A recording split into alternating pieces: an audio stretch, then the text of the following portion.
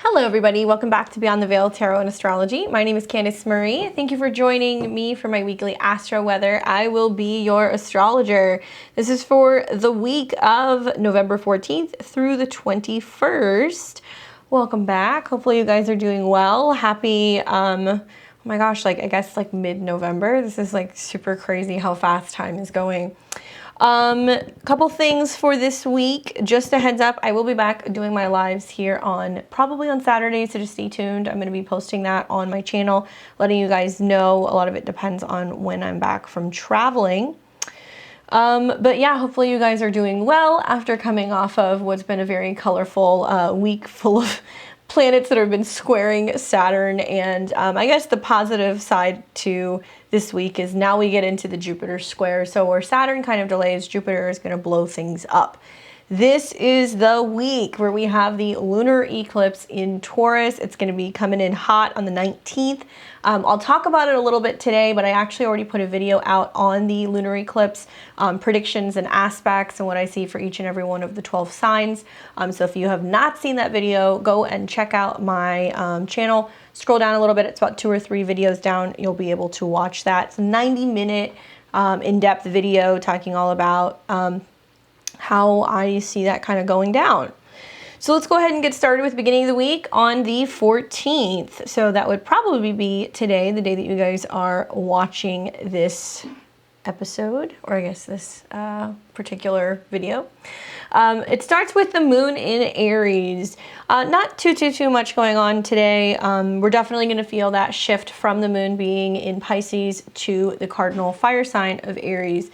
And the one kind of takeaway that I have for the 14th is that when the moon comes into Aries, it's going to hours later conjunct Chiron, which is going to bring up themes of self-healing, self-awareness when it comes to physical pain, emotional pain, and the need to work through something. Now we have this every month, but where it's a little bit different is the moon in Aries is actually going to create quincunx or inconjunct aspects to the planets in Scorpio. So there's some reconciliation that needs to happen. There's something that's trying to clear out. Both of these signs, both Aries and Scorpio, are actually ruled by Mars. So it may feel a little bit more combative than usual, or there may be a sense of just the wounds that we're deal with intimacy issues or fears or actual secrets and things that we're having to kind of come out about, which could prove to be very cathartic, especially because it's got some nice aspects to Saturn and Jupiter. However, as the moon comes into a conjunction with Chiron, it is also going to square transit Venus in Capricorn. So, ouch. The moon Chiron conjunction is enough as it is, but with the square to Venus, it can also represent the need to get ahead of conflicts or issues revolving around relationship problems, authority problems, long-term goals in relationships, things of that nature. So you're definitely going to feel this pinch a little bit more than usual on the 14th.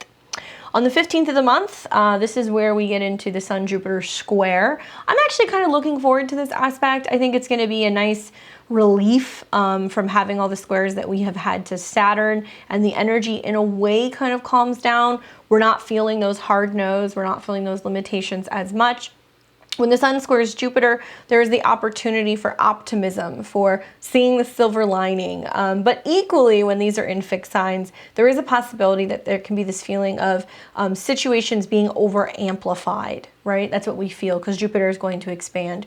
Jupiter in Aquarius is dealing with the themes of freedom, what it means to be able to have freedom, freedom of travel, freedom of being able to come together with other people, freedom to choose our social groups, our friends, our beliefs, our goals.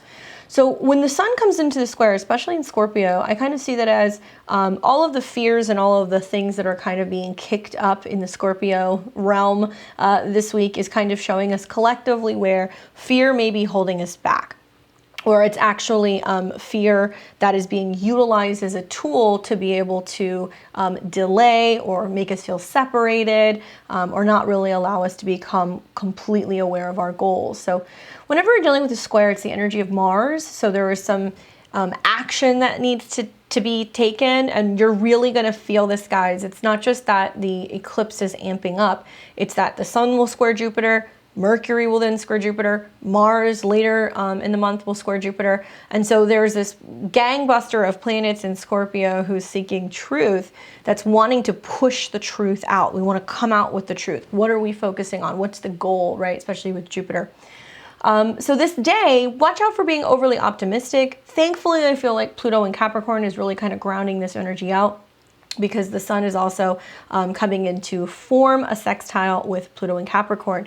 Highly focused energy, especially for getting things done, being able to change and transform in a positive way, in a way that feels more comfortable and less scary, and very kind of, like I said, earthy and realistic, very grounded. Even though Scorpio is a water sign, this sextile is going to give you the opportunity to basically look at things and go, okay, this is where I need to create change.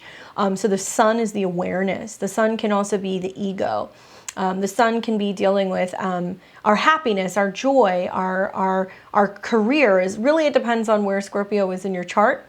But you want to look at where Scorpio and Capricorn are actually feeding into each other and helping you actually create something new in the Aquarius portion of your chart. So I'm digging the sun square Jupiter. I think that even though usually that can almost be untethered and overly optimistic, and, you know, especially Jupiter can blow things up to the point where it's just almost too good to be true. You want to watch out for overly estimating your self-worth situations. Don't count all your chickens before they hatch, but keep the optimism, because with aspects to Pluto, you can definitely transform. On the 16th this week, we're going to see that the sun in Scorpio finally comes into the sextile exactly. This will be at a 24 degree. That degree is going to deal with cutting through the fog, finding the truth, spiritual healing, things that pertain to secrets or things that are kind of getting cleared out, or some kind of powerful upgrade, but more on a spiritual level. So it can be your intuition is kicking into high gear. We're still in the Scorpio zone with all of these planets, Mars, Mercury, and the sun. So it's very likely that most people are going to be kind of feeling in the air. There's something in the air. It's like, oh, I feel like the winds of change are coming in, right? And we've been in eclipse energy for the better part of the last month. Really, we start feeling eclipses anywhere from like 2 to 4 weeks prior, and it can be very active on both sides of the actual eclipse date. So we're going to see some stuff shake out clear into December, but you guys are really going to, I think, make the most of the energy of the eclipse if you're paying attention to what's going on the 15th and the 16th. That's going to be a big, big, big one. Now, this same day, the moon is still moving through Aries, coming out of a square with Pluto, and also an inconjunct or a quincunx to Scorpio. This is a very heavily kind of like Mars-oriented week. Ton of planets in Scorpio, lots of aspects between Scorpio and also Aries this couple-day period. And whenever you're dealing with an inconjunct or a quincunx, it's almost like the two are trying to reconcile and bring out some kind of energy in each other and solve some kind of a puzzle. They're frustrated. That's what I love about the angles of the inconjunct. It's like the more that you behave like one sign, the more you bring out that in the other. So I could see where the moon in Aries is like this collective frustration or anger or agitation or wanting to pick up the pace, right? But when it bumps up against all these planets in Scorpio, it's like, oh no, hold on. We got to make sure that we've got everything in control before we make that change. Or is this coming from fear? You know, are we acting out of fear, or are we acting out of courage? You know, this Scorpio placements can also be being courageous and not being afraid of creating change. Then we get into the 17th, and the moon shifts into Taurus. Pay attention. This is pretty much us coming into the eclipse energy. I spoke about the eclipses, and essentially they come in pairs. We see them every 6 months. It is an opportunity where we see shifts between the light and the dark, and it creates portals in time, right? So anything goes during eclipse season. It's a bit of a wild time where we can expect some wild card situations, and especially with this eclipse. I'm interested on this day because not only do we see the moon move into Taurus, but we also see Mars in Scorpio finally move into its opposition with Uranus. Definitely a day to pay attention. Okay, guys, especially if you are somebody who has any planetary placements somewhere between, I would say 10 and maybe 13 or 14 degrees of the fixed signs, especially because this can be much more accident prone. Really hear me on this. Usually with these transits, the moon has to trigger something. We don't always see it when a planet opposes or squares or conjuncts. We see things change when the moon moves because it's creating movement and shifts going on collectively. So the moon in Taurus we like that's a good vibe. We feel grounded, we feel good, we have security. But the moon is going to come into its square with Saturn in Aquarius, so it can be hard times communicating, sharing some kind of emotional feeling. We may not feel so grounded and secure as we would in a typical Taurus moon cycle. The moon will then conjunct Uranus, which is shocking, sudden, unexpected, out of the blue, and it will make an opposition to transit Mars. Mars is about what's hot, what's heated, what's passionate, what can sometimes be very sexy, especially in Scorpio, but it can also be very violent, and there can be some aspect of actual danger or conflict, fighting. Remember, Mars is the planet of war. So as it comes into an opposition with both the moon and Uranus, you want to watch for those really intense heated exchanges or frustrations that might be building that day. Because the moon's going to conjunct Uranus and it's going to be in the sign of Taurus, I encourage everybody to pay attention to what's going on in the world financially and what's going on with the markets this day. Because I feel like the moon conjunct Uranus is this sudden, oh my goodness, epiphany, some kind of shift. But with the opposition to Mars and the square to Saturn, things will move very quickly before being lassoed and kind of pulled in. So if you're somebody who's active with trading, stocks, options, all of these things, it's not just because of the eclipse, it's because of what's happening up until the eclipse. We may hear some very big news revolving around resources, money, banking, government spending. All of these things might be hot topics revolving around the eclipse date. But Mars opposed Uranus is definitely going to pack a big punch for the fixed signs. So if you are somebody who is a Taurus, Scorpio, Taurus, Scorpio, Leo, or Aquarius, you are definitely going to be feeling this square. I know I've been feeling it already with the planets that have already kind of been in Scorpio, kind of gearing up to have some kind of a standoff, which can be about severing and cutting some kind of chaotic situation in your life, but equally it can be about rising to the occasion and doing what is necessary in order to cover your bottom line and to provide security for yourself. However, Saturn's keeping everybody in check and really making sure that it's not just about what's best for one person. It's best for what's going on with everybody. And it's almost like the eclipse is going to be this unveiling of truth, where we start to kind of realize like who has been really benefiting from the affairs and the state of the world recently, and who's been kind of getting the shit end of the stick and not necessarily been well taken care of or looked after, or have the collective choices that we have been making really best for everybody on a global level, or are we not taking enough initiative, or are we not being active enough on a personal level to stand up and ensure that our rights are actually being protected. So go and watch that video. I talk a little bit more about how that's going to kind of play out. Watch out for the conflicts, drive slow, be careful with anything hot or metal, anything that can cut, because this is going to be a day to watch. I'm expecting something to happen. Especially because, Moon Uranus in Taurus definitely deals not just with money, but food, security. It can deal with our actual banking security. So this could also be a day where we learn something about how we have access to money, what we can and cannot have, and there can be some like collective freak out happening as a result of some event. Watch for like earthquakes, volcanic eruptions, all kinds of other things that pertain to the physical earth. This is something else that I'm imagining is going to happen right around the time of the eclipse, that there may be some rocks and rattles and rolls literally with the earth itself, and there can be some big events taking place that would rule, Uranus. It could be extreme weather, like I said, earthquakes or things of that nature that can be happening right around this time. On the 18th of the month, we have Mercury coming into a trine with Neptune. So Mercury in Scorpio in a trine, be careful what advice you buy and whose advice you believe. I see two sides of the coin here. While Mercury in Scorpio wants truth, and certainly as it's following closely with the sun, there is some shining a light on the truth, or maybe perhaps truths that are being unveiled. But with the trine to Mercury, it can be way too easy to believe anything that you read or anything that you see. Neptune can be very mystical and magical. So on one hand, this is a great day for divination. This is a wonderful day for being able to be super in tune to your dreams. If you're into dream diaries and decoding what comes in your dreams, reading tarot, meditating, connecting with things that cannot be seen.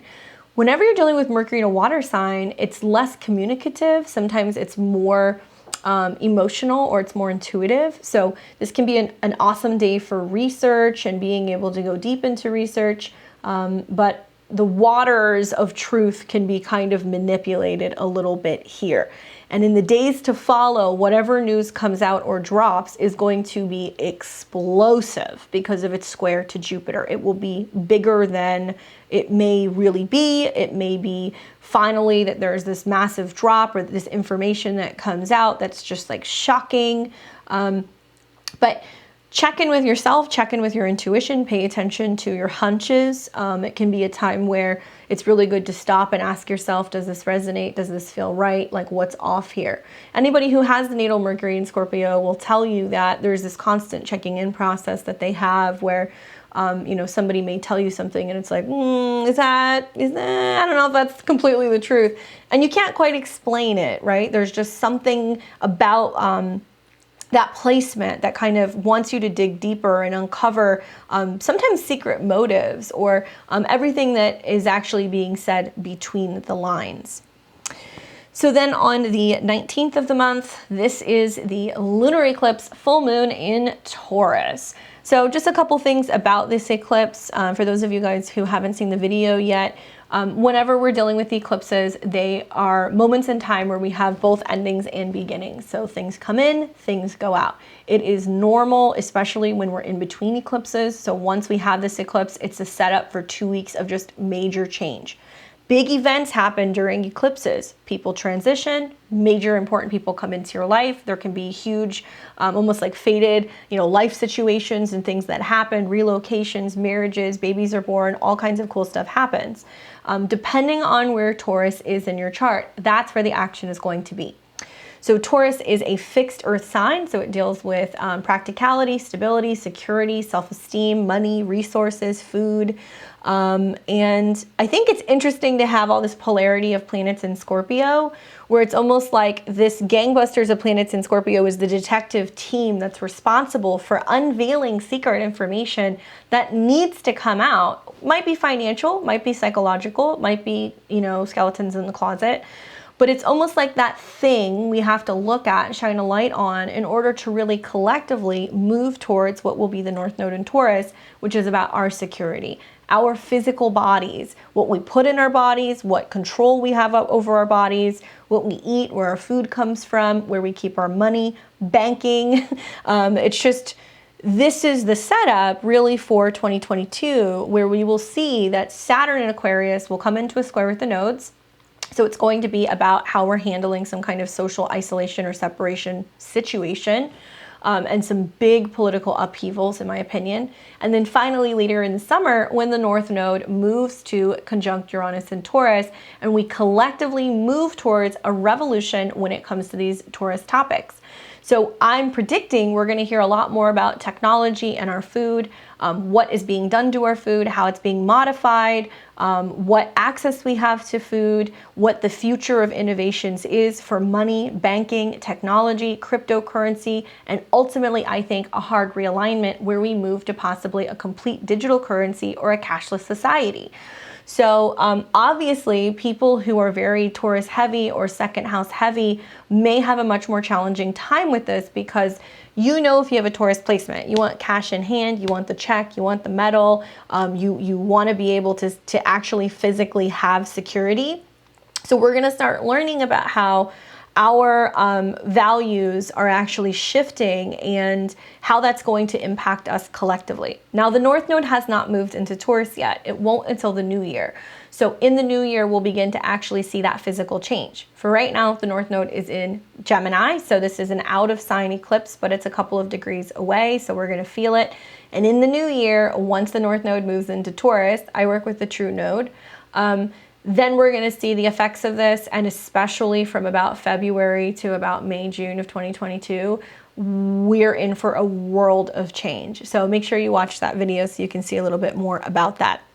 One of the biggest things that I would say that's most interesting to me about this lunation is the fact that the ruler Venus is in the shadow of what will be Venus retrograde. So whatever comes out during this eclipse is basically the precursor and the setup for unveiling whatever is going to happen later this year and into the new year when Venus collectively conjuncts Pluto, and then it's going to retrograde back to around these degrees. It'll actually retrograde, I think, from about 26 degrees back to what will be 11 degrees of Capricorn. I heard somewhere, I don't remember who, somebody said this, but they were saying how all of the last several full moons have all been at 26 degrees. I think it was actually Pam Gregory that said that, if I remember correctly, but a number of full moons that have been at 26 degrees. So also this full moon is at 26 degrees. Venus will retrograde at 26 degrees. Whenever we're seeing things move through that particular degree, especially in the earth signs, I think that there's going to be a lot more information coming about, especially in the United States, about money and resources and government spending and budgeting. If you want more on that, check out my Pluto video. But yeah, this is going to be quite a big shift. I think also just the fact that the sun is still in a square to Jupiter. So we see a fixed T-square between the sun, the moon, and Jupiter seems to want to make this thing pop. So it's likely whatever is coming out is going to affect us globally. There's going to be some big news that's going to be unveiled, especially because Mercury is moving very closely in conjunction with the sun, and shortly after, later in the month, going into December, Mars will also square, but we'll talk about that at a later date. The last time we had a lunar eclipse in Taurus was fall of 2002, excuse me. So I believe it was November of 2002. That was the last time we had a lunar eclipse. And I think what's also a hot topic is the fact that this eclipse is going to be trining America's Pluto. So we're kind of gearing up for the Pluto return, and you know, Pluto is now getting into the later degrees of Capricorn, so we're dealing with matters of control and power and how much power they have. And when we see planets, especially outer planets, get to the tail end of any particular sign, we really see a lot of strength in those degrees. So I want you guys to think about what happened in 2020 when we had Saturn in Capricorn. And I remember saying, and then watching as 2020 went on, every single time Saturn came to the late degrees of Capricorn, we had shutdowns, we had lockdowns, we had some cities that were on, you know, certain time periods of when they could and they could not go out. We had curfews, right? I remember living in LA when that was happening, and it was like you couldn't be out after a certain time. You hear sirens and helicopters and all kinds of stuff outside. I mean, it was literally the epitome of what was like a Capricorn state at the time. So when Pluto shows up, because Pluto is the final, you know, the final stop, I'm imagining that until Pluto really finally fully moves into Aquarius, which will be in 2024, the next year and a half is going to really be a hard look at how much control does the government have versus how much should they have. And how much are they getting involved in our privacy, our rights, our money, our resources, right? All Pluto topics. And as Venus goes back and forth over that, the end of this year is going to be a real turning point for us realizing how much control they have over that. And I guess the silver lining is the trines that it will make eventually to the North Node in Taurus, where people start rising up. and they start talking about what we need to survive. We start becoming less focused on the elites. We become more focused on how do we feed everybody? How does everybody acquire wealth? How do we get to a point where everybody has physically what they need, right? The second house is what we need for survival. So it's, do we have food? Do we have clothes? How is the state of our body? Do we have shelter? All of these things that have been really hot topics when you think about it, pretty much since the time that the North Node was in Cancer a couple years ago. So if you want more about that, check out those videos. At the time of the full moon, topics are going to be food, resources, banking, security, what we have control over and what we value. That's the thing that I want you guys to really think about is, what do you value, right? The late degrees of Taurus can deal about excess of these things and, where it becomes very much a global topic, especially the third decan of Taurus, is how it affects everybody, not just us on a personal basis. So I want you to think about that and where your values maybe are being rearranged a little bit, where maybe a couple years ago you valued having like a really expensive car. And as a result of what's happened the last 2 years with the pandemic, maybe you realize now, wow, I actually really value having a healthy body and eating well. And I value having a gym membership so much more, or I value having time with my family so much more rather than all of these material things. Certainly the topic of materialism, greed, excess, right? That can come up too. Every sign has its kind of polarity energy. While Taurus is known for being lovable and sweet and secure and abundant and earthy and natural, it's very Venus. The darker side of Taurus energy can be about hoarding or stockpiling or saving, not sharing, holding on to something too tightly. It's all about the more personal side of Venus, where it's all about what makes you feel safe, but it can be to a point where you're holding on too tightly. It's almost like, can be kind of like Four of Coins energy if you're somebody who reads Taurus, and you know what I'm talking about, because that card talks a lot about if that energy comes up, it can be great for saving, but we want to treat money or resources as an energy that flows, right? If we're holding on to it too tightly, we're too fixated on what we have, we can't let change happen. On the flip side, if we're in a situation where we're not actually saving and like prioritizing and focusing on security for the future, we can find that we're constantly in the state of never really finding security or getting ahead. And some people who have clearly been through what's been a really challenging last like 2 years, we're already going from living paycheck to paycheck,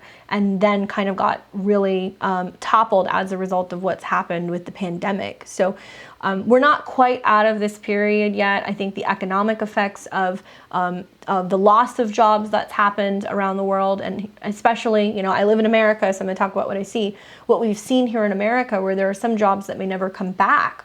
There are some jobs that are now moving to become more so digital, or having some of these jobs replaced by like robots, right? And this particular eclipse is at a 27 degree, so it's a Gemini degree. So it's how the digital world, how the technological world is actually going to start advancing our money and our resources. So you want to think about that. It's the how many jobs have now been replaced by people who can work remotely or work overseas? What's going on in terms of the future of our money and how it's potentially being digitalized, or how we're actually trading money, or how we're able to transact money. There's been crazy things going on in the internet recently, where now we're actually starting to see the effects of Uranus and Taurus and this buildup of possibly financial freedom. But it's going to take some time for that to kind of really catch on around the world. And also this breakdown of power, especially revolving around how much government has an effect on what we do with our money. Certainly central banks and the darker side of Pluto and the manipulation and the things that are actually going on behind the scenes economically, that's not allowing the collective to actually thrive, right? So it's like, we have reached a period where the little guy is no longer going to sit down and just continue to take it. People are getting to their wits' end. On the 20th of the month, we then see that Mercury in Scorpio squares Jupiter in Aquarius. Tall tales. Can be a tall tales day. You want to watch for, overly embellishing, things that might seem too good to be true.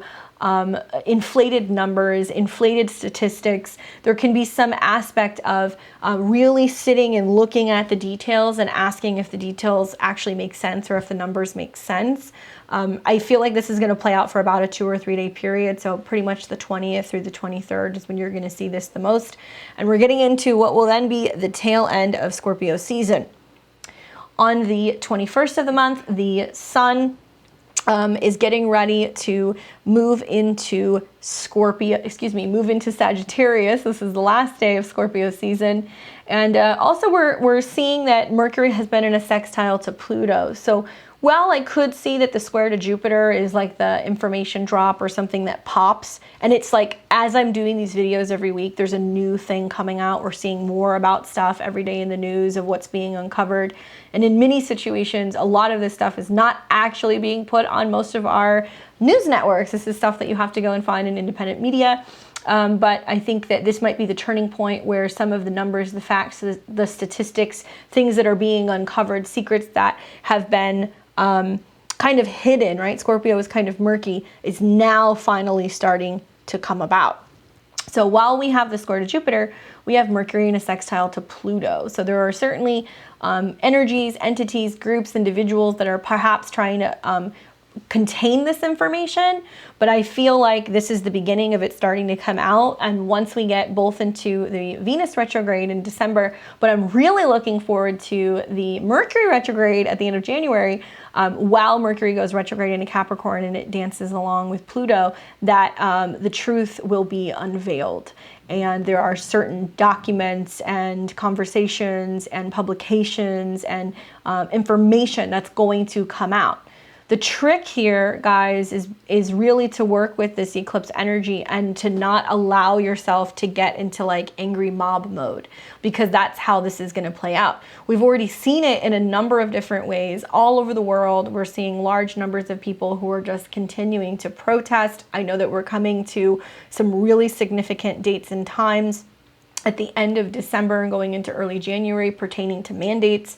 I also know that yeah, it's all about how we handle the energy, right? And whether or not we're going to allow ourselves to get angry and get caught up and distracted to where we're allowing anger or fear to take over.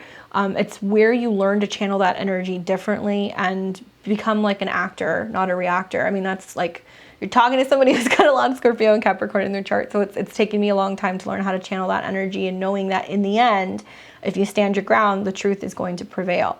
So don't allow people to rile you up. Watch for anger, hate, negativity. It's almost like there's going to be a lot of that already in the air during the eclipse. So if we give into that and we allow ourselves to become hysterical and fighting with other people, we're losing sight of the fact that this is actually happening to almost be like a distraction method from what's actually going on behind the scenes. Because honestly, it's all going down the end of November through December. Most of the general public is not going to find out about it until February.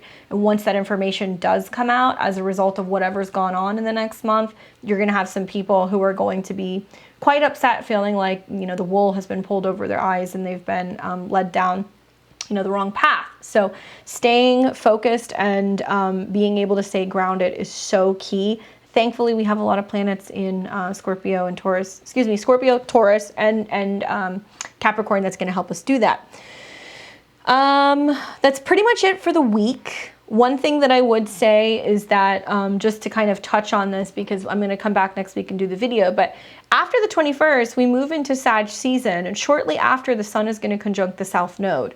So those of you guys who are planning trips, planning travel, maybe for here, you know, what will be Thanksgiving in America, or perhaps even starting to plan travel and trips for what may be the holidays in December, just a word to the wise, double and triple check everything. Really make sure that you have maybe your trip insurance. We're going to start seeing all kinds of issues with airlines, all kinds of problems with travel. It's interesting that I'm hearing international travel in some cities are starting to open up, and now we're able to fly in and out of certain cities in the United States internationally. But with the sun conjunct the South Node, there's going to be a loss of power with airplanes, and possibly even some kind of issue or tragedy. I don't want to put energy towards that, but that could happen. And then we're going to see Mercury join the bunch as well. So there's definitely going to be some travel plans changing. So if you are putting that in action and you're starting to plan now, just make sure that you got that trip insurance and that you're checking everything over, making sure that you're ready to go, and that if you need to make changes in your travel plans, you can, right? So I think about like everything that's been going on with like all these canceled flights and then people who are having to drive and then they have issues getting rental cars. Like this could very much be a thing from the end of November all the way until the new year. Hopefully that's not the case for you guys. We'll pray to Mercury, our Lord and Savior. Go and check out that video with the eclipse. So if you guys want to see how it's going to affect your personal sign, I talk for probably the first like hour or so before I get into the tarot readings, but thankfully there's some people who put the timestamps in, so if you just want to listen to that, you can. I'll explain to you how that eclipse is going to affect you and where you're kind of getting hit from the angles in Aquarius, so you can better navigate some of those changes. And I pull cards for all of the 12 signs. Like I said, I'll be back on Saturday, hopefully doing live readings for you guys. It should be tarot when I return. So if you are a subscriber, thank you very much. Don't worry, I'll be back. We got 2 more live readings that are going to happen this month. If you're not a subscriber, do consider supporting the channel. By doing so, you make it possible for me to keep making these videos and making extra videos, hopefully to be able to teach more about astrology in the future. Click the bell button below if you want to get updates as to when I have new drops. I always have new videos coming out on the Midheaven podcast every Monday. It's with myself and the Peace Stealer. So if you want a little bit of comedy and you want to watch myself and my co-host talk about what's going on in the cosmos, you want a little like less kind of like uppity astrology video, do consider checking that out. It's a good time. I've got only a few days left in the year that I have availability for bookings. So a couple spots left in December. If you'd like to get a reading with me, I practice Western and evolutionary astrology. I've been practicing for 14 years. I cannot believe that. And I'm super stoked to be able to offer availability for new clients. So it's a combination reading of tarot and astrology and what I see intuitively. Check out my website below at beyondtheveiltarot.com if you would like to see my availability and get on my schedule. I would love to read for you. Seems like October through like February is like high season for me. It's pretty busy. I'm usually booked anywhere from 4 to 10 weeks out at a time. So do consider getting a slot if you want to chat before that gets booked out. I'm working on my videos, guys. I'm hoping to get that Venus retrograde stuff out. I don't know if I'm gonna do it before I leave. When you're watching this, I'm already gone. But I put this out for you guys because I love you so much that I wanted to make sure that I stayed consistent. I can't like bail during eclipse season. It's just too crazy to do that. But I am going to come back and talk more about the Venus retrograde and how it's going to affect all of the 12 signs. And I also want to do a follow-up on the Pluto videos. So a lot of those things are already starting to pan out. So I kind of feel like I need to get that out sooner rather than later. If you have any questions or comments, leave it below. I always love hearing from you guys, and I will see all of you very soon. Have a very happy week and enjoy that lunar eclipse. Take care.